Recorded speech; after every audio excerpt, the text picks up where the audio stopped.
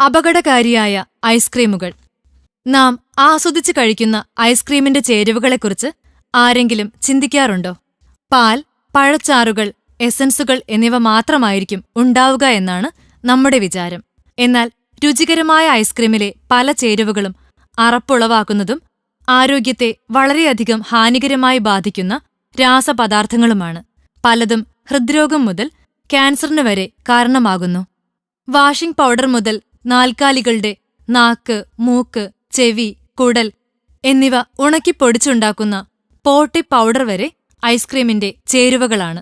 കൊഴുപ്പ് വർദ്ധിപ്പിക്കാനാണ് പോട്ടിപ്പൊടി ചേർക്കുന്നതെങ്കിൽ ice cream പതഞ്ഞു പൊങ്ങാനാണ് washing powder ചേർക്കുന്നത്. Washing പൗഡറിനൊപ്പം അല്പം നാരങ്ങ നീരുകൂടി ചേർത്താൽ ഐസ്ക്രീം പതഞ്ഞ് ഉയരും. ഐസ്ക്രീമുകളുടെ സ്വാദും കൊഴുപ്പും വർദ്ധിപ്പിക്കാൻ ചേർക്കുന്ന ഈ ചേരുവകളൊക്കെ ഗുരുതരമായ രോഗങ്ങൾക്ക് കാരണമാകുന്നവ തന്നെ.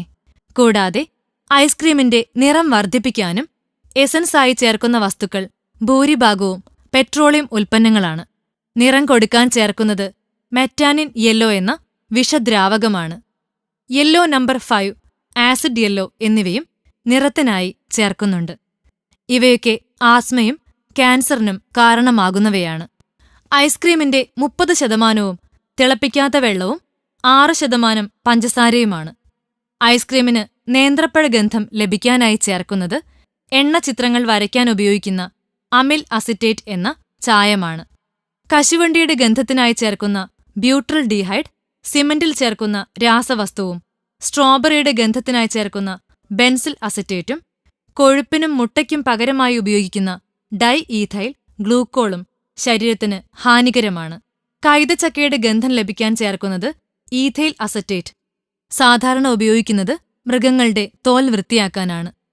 പ്ലാസ്റ്റിക്, റബ്ബർ എന്നിവയിൽ ഉപയോഗിക്കുന്ന ആന്റിഹൈഡ് എന്ന രാസവസ്തുവും വാനിലയുടെ ഗന്ധത്തിനായി ഉപയോഗിക്കുന്ന പൈപ്പറനോളും മനുഷ്യനെ ഇഞ്ചിഞ്ചായി കൊല്ലുക തന്നെ ചെയ്യും. കൂടുതൽ ആരോഗ്യവാർത്തകൾക്കായി ഈ ചാനൽ സബ്സ്ക്രൈബ് ചെയ്യാൻ മറക്കില്ലല്ലോ. Health and glow.